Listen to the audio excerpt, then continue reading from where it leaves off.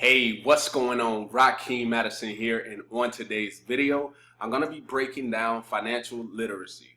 All right, now, the reason I feel I need to do this is because there are a lot of people who are struggling check to check every single month, right? And I know that, the goal is to actually become financially free and also create generational wealth for their families. So I decided that I want to show you exactly how this whole wealth process works. All right, so if you look to the left of my webcam, you can see like a whole bunch of numbers, symbols, and letters, and so on and so on. Maybe you don't really understand what they mean, but I'm gonna go ahead and just break them down. But before I do that, I'm gonna actually read an article.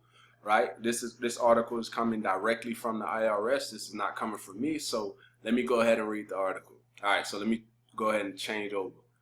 All right, so as you can see, hopefully you can see the article. This is coming directly from the IRS. Now, they put this article out April 29th in 2005, right? So, and you'll understand why I'm giving you that date here in a minute. So let me give you some interesting facts. So it says in the year 2005, it says federal tax refunds to individuals totaled more than 215 billion last year. So the last year actually is correlating to 2004 rather than 2005. Now let's look at another statistic. So it says more than 101 million taxpayers got refunds. That's 80%. All right, so that means that 80% of people, now keep in mind there's millions of people out here in the world. So out of 80% of those people have their W-4 filled out wrong. Okay. And I'm just saying, and you probably watching this video right now, you probably have your W-4 filled out wrong as well. All right, so let's look at the last statistic. So the average refund in 2005 was $2,126, right? So let's keep reading. So it says, where does your refund come from? Because most people in America, when they get that refund, they happy, they excited, right? I used to get excited when I got my refund until I got the education and really started to understand that a refund is not actually good. So let's go back up to that statistic, right? So it says more than 101 million taxpayers got refunds. So you know what it means when you get a refund? That means that you overpaid in taxes, right? Let me say that again. You overpaid in taxes. So let's continue to read. So it says, where does your refund come from? It comes from your wallet or purse. So what does that mean? Every paycheck that you get throughout the year, so all 12 months, you getting taxed. Before you see anything, you getting taxed from the government, right? And I'm gonna cover this more once we go back over to the other page. But I just kind of want to read this article to you. All right, so it says, when you tell your employer how much to withhold from your paycheck, or you make an estimated tax payment. So you getting all your money basically getting took within your paycheck, right? And like I said, if you're getting a refund at the beginning of the year, right, that means that you're overpaying in taxes, and you see it right here on this article. Okay, so let's keep going. For the average refund, that's about $40 a week too much. So keep in mind, this was from 2005. So in 2005, that's about $40 a week too much. We are now in 2018. So I'm sure that number is at least $200 to $300 a week too much, right? So that means that you're getting a crap ton of money getting took out your paycheck every single month because you filled out the W-4 form incorrectly. And we show you how to do it correctly. All right, so let's keep going. I'm not going to read the whole thing, but I just want to read this last line. So it says, you might be using the extra withholding as a forced savings method, but Uncle Sam doesn't pay interest on refunds except in special circumstances. So putting the money in any type of savings account or paying down debts might be a better option. So look at that. Well, let's look at that once more. It says putting the money in a type of savings account or paying down debts might be a better option. So it's literally coming from the government. This is not coming from Rakeem Madison, even though I was explaining this strategy to you guys in a couple videos before, right? But this is coming directly from the IRS themselves. So I just kind of wanted to let you see that so you can understand that you are getting a crap ton of taxes taken out your paycheck. Now let's go back to the other page. All right, so let's go over here. Let's explain how this whole thing works. So you can see right here it says W-2, 1099, and investments, right? Those are the three ways that you can choose to get paid. And notice I said choose to get paid in a capitalistic society. All right, so let me go ahead and before I get into the actual percentages and what you get taxed within each category, I'm going to talk about, how the process works. So as a W-2 employee, which is someone who basically only has a job only, right? You work first, you pay taxes second, and then you spend.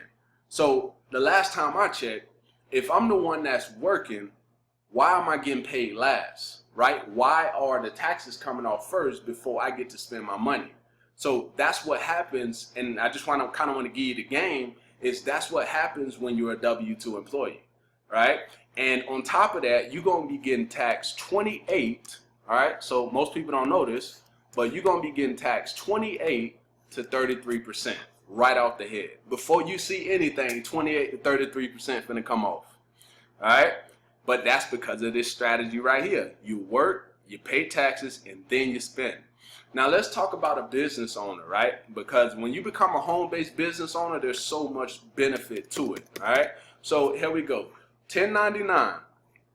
Let's go to the strategy. So with a 1099, other than like when you were a W-2 employee only, now it goes, your business works, you spend, and then you pay taxes, right? So doesn't that sound a whole hell of a lot better than you work, you pay taxes, and then you get to spend? So you the last person to get your money when you were an employee.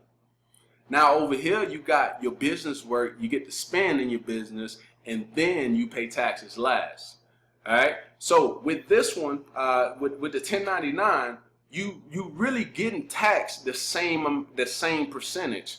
But now we're gonna get into deductions and write-offs. All right, so let me bring my mouse down here. All right, so these are the things that you can write off as a business owner. So you got your car and your truck, right? You was gonna use those anyway as an employee, but as an employee only, you can't write those off. All right, so your car and your truck, your meal and your entertainment, right?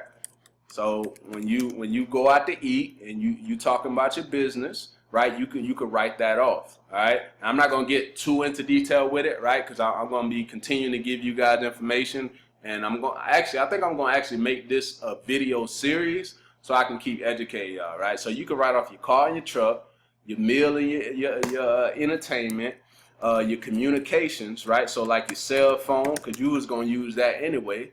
Right, your utilities, right? Let me put that there. The square footage in your house, well, not your full house, but your actual office space where you do most of your work at, right? So far we got 4 things. What else? So a lot of people don't know this one, but if you got a home-based business, right, and you hire your kids, and anything that you pay your kids, you can write that off because it's seen as wages. All right, so I'm just kind of giving you a little bit more education. Like I said, a lot of people don't know about that. So you get to write off your wages. I just put wages right there. Also, we got car and truck. We got meals and entertainment. We got communication / utilities. We got the square footage of your office, and then we got wages for your kids. I know it's one more. Let me double check. Let me see. Let's go down here. All right, so yeah, I forgot about that one. All right, so let's go back here. And yeah, so you also get to write off your travel. So let's say you went to a seminar. Let's say, for instance, you live in Arizona, but you went to a seminar in, I don't know, Nashville, right? When you get there, what are you going to be doing? Most of the time, you're going to be focused on your business, right? Because this is a seminar. This is where you connect with other business owners, right? And you talk about your business. So anytime you talk about your business, it's a tax write-off, right? So far we got the car. We got 1, 2, 3, 4, 5, 6, and there's another one. There's literally over 400 deductions that a business owner can write off, right? But as a W-2 employee who only has a job, they can't write off these things. And this is why when you get taxed 28 to 33% right off the bat, guess what? When you let me, I think it's best I give you an example, right? So let's I'm gonna start with, let's say you make $50,000 a year, right? All right, so we're gonna go with 33%. So let's do the math for it. So if we do 50,000 and we multiply that by 33%, that leaves us with 16,500. Right, that's what we're gonna be taxed on. So if you do 50,000 minus 16,500, right, 16,500, that's gonna leave you with 33,500.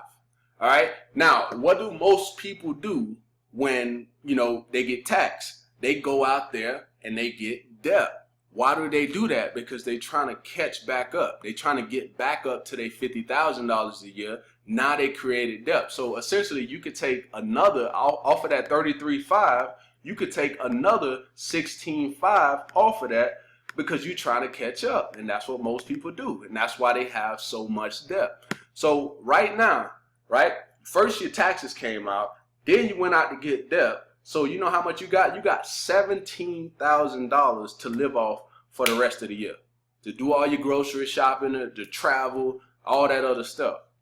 So I want you to think about it. Can you really live off $17,000 to pay for everything for you, especially if you got a family? I just want you to really think about that.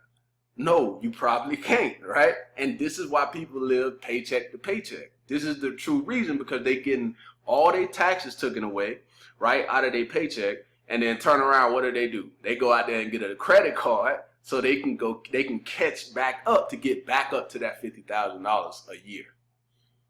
This is a cycle that people just continue to go through, right?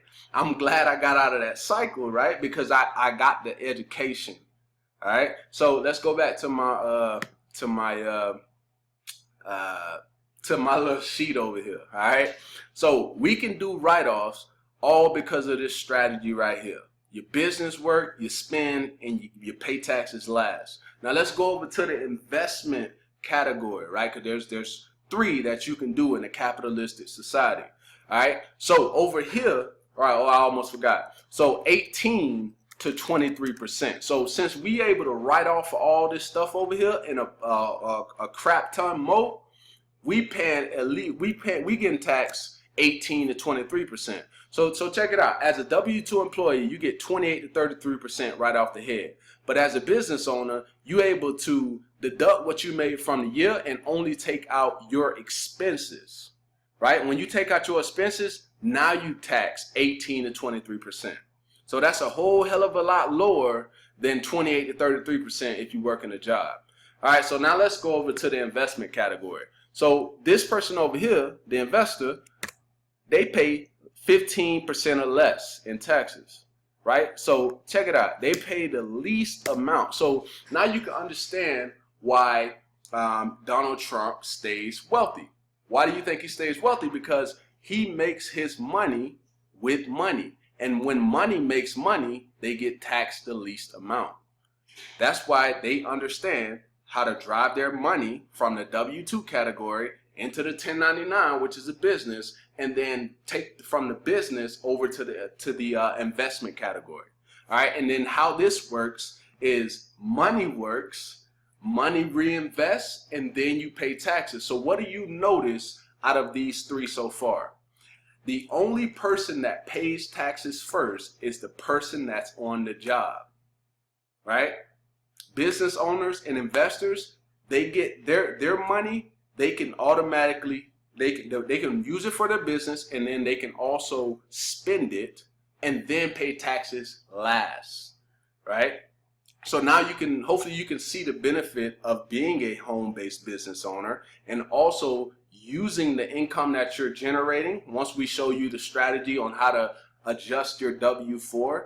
And I just want to kind of give you a little bit of education on being a home-based business owner. Okay, so first things first, because you became a home-based business owner, you can now adjust your W-4. So when you first started your job, you filled out a W-4 form.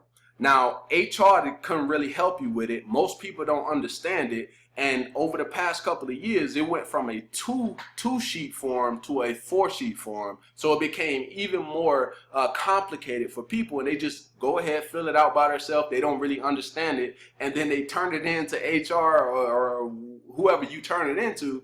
And then they get taking all these taxes out of their paycheck every single month. All right. And that's why they struggle. And like I said, when you get the education on, how to leverage your adjusting your W-4, you're going to see an increase in your paycheck. For example, right, on April 5th, or no, not April, what were we in now? So on July 15th, I adjusted my W-4, right? That's actually wasn't too long ago. Today is actually the 29th. So on the 15th, I adjusted my W-4. And what was it? The 25th or the 26th, I checked my my pay stub. For me, it's called the LES, but I checked my pay stub. And do you know that I got a $600 extra increase in my paycheck? And if you watch my Facebook Live, I actually showed the proof where I actually, show you where I literally made $600 extra in my paycheck. Now, how do you think that was possible? Because I had the education. And I was thinking to myself, I was like, well, imagine if I would have did this 6 years ago when I joined the Army. I would be a whole hell of a lot better off than I was at the time. Guys, it literally blew my mind, because literally all I did was adjust to the form. Now I got extra cash flow, literally a whole hell of a lot extra cash flow, because I was paying my bills and I had extra left over. Now, with that extra, I got an extra $600 per month, right? So that's $300 extra per paycheck, and I didn't even get promoted. That was just from following a strategy, right? So what I share with you here today, I hope that you got some value from it. I truly do, and I hope that you, matter of fact, I recommend watching this video a couple of times so you can kind of get what I'm trying to share with you here. All right, so with that being said, I look forward to seeing you in the next video, my friend. Peace.